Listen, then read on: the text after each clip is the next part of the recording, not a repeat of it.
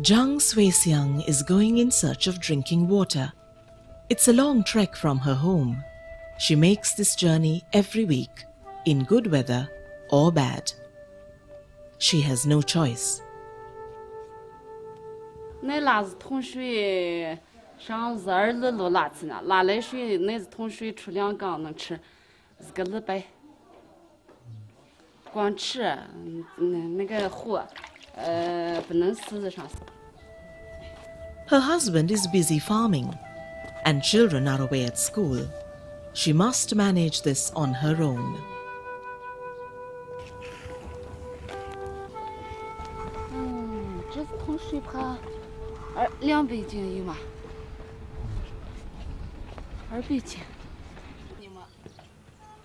It wasn't always like this. Until recently, she drew water from a well in her own backyard. 那之前的那水就是这个样子，那之前那水我们就吃的这个水熬，人也吃呢也喝呢。现在那个水越来越苦了，吃不成了，碱性大疼。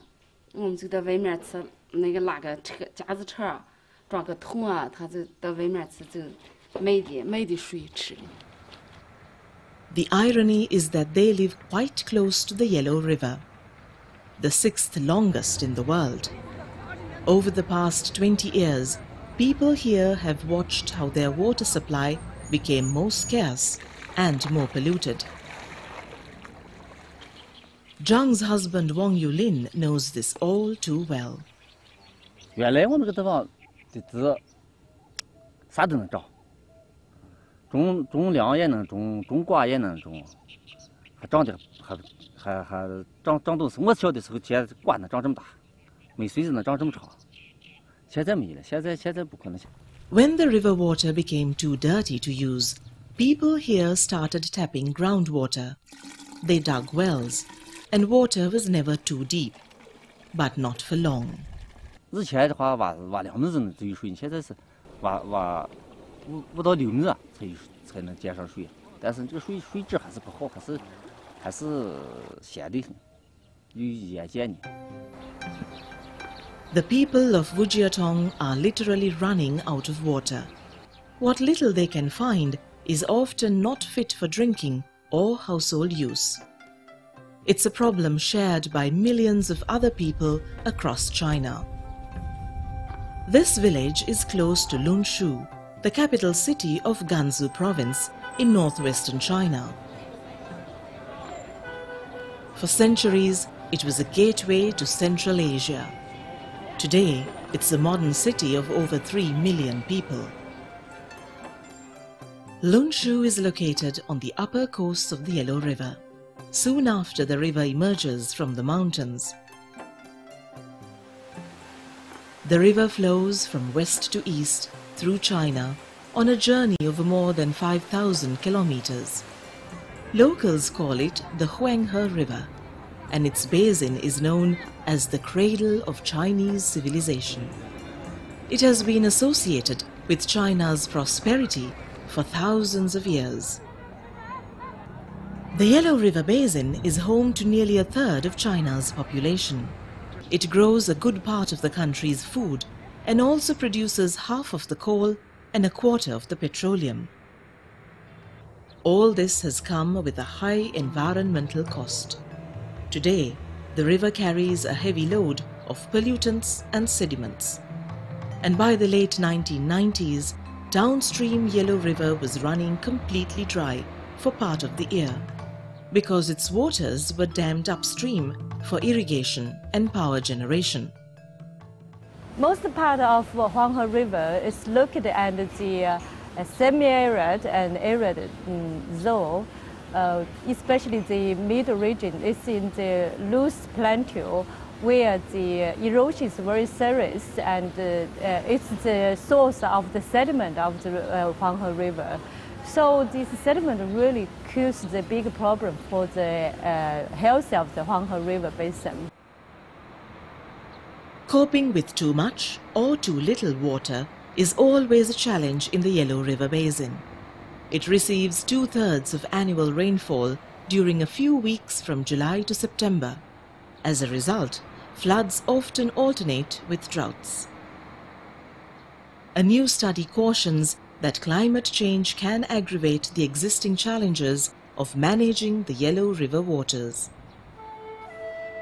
The UN Environment Programme recently commissioned a team of scientists to study the vulnerability of water resources in Northeast Asia. They looked at 5 river basins. Besides the Yellow River, they covered the Yangtze River Basin and Songliao River Basin in China, and in Mongolia they studied the basins of the Orkhon River and the Toul River. Professor He Huang headed the team of researchers. These 3 main findings is water shortage, no water use efficiency, and good initiative on improved watershed management. One challenge is how to share the available water between agriculture, domestic users, power generation and industry. Right now, more than half of all water drawn in Northeast Asia is used for growing crops, most of it through irrigation. Yet, irrigation here is not very efficient.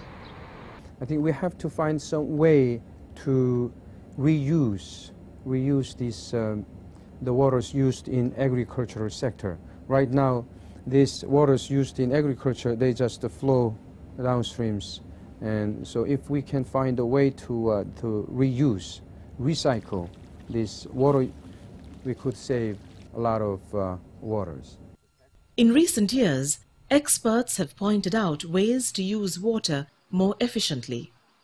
One is to apply drip irrigation instead of flooding the farmlands. Another is rainwater harvesting, which captures and stores water for later use. The UNEP study highlighted water pollution as the biggest threat at the moment to people and the environment. It recommended urgent and sustained action to reduce pollution. So we emphasize the pollution here. It's because the pollution is the impact which can control by human being. Some water users in the Yellow River Basin feel that pollution issues are finally receiving attention. 这个呢，水质呢，近2年呢是稍微有点改善。前2年呢，因为工业发展比较厉害，所以它的水的污染比较厉害。In the coming years, however, water users across this basin will simply have to get used to the Yellow River carrying less water. 水位估计比现在要下降1半，原来都在岸边2边岸边上的，现在都得下到岸边，2边的那个河床都裸露出来了，杂草都出来了。A number of factors have contributed to this decline, including the diversion of Yellow River waters further upstream. 最近这几年黄河水嘛下降的比较厉害一点，主要原因呢，一个是上面筑了些大坝，二一个呢就是干旱少雨。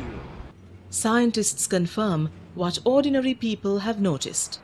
Temperatures are slowly going up, while rainfall is reducing in many parts of the river basin.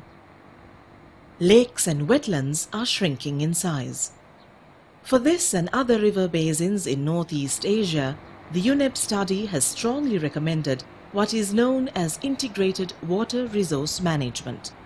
That basically means the different institutions must better coordinate what they do with the river's waters, when and how.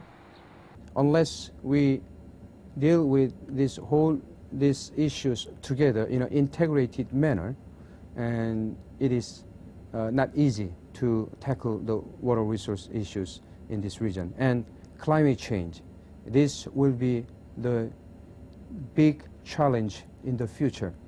This is not easy when there are many competing demands on a river's waters. Few river users think of their impact on others downstream. So technically, we recommended the ingredient water resource management for whole river basin. But how to manage the river beyond the administrative boundary, it is still a challenge. For a decade, the Yellow River Conservancy Commission has been doing this difficult balancing act. China's example can set the tone for the whole region. In Northeast Asia, I think China's leadership is very important. As we all know, China has a rapid growing economy and with huge population. And so if China alone could practice the water resource efficiency and increase the water resource efficiency, then it will have a great impact to not only to the Northeast Asia, but to other countries in Asia region. No one can predict all the effects that climate change would have on the water, land, and ultimately the people. But countries can prepare for these challenges by taking better care of their water.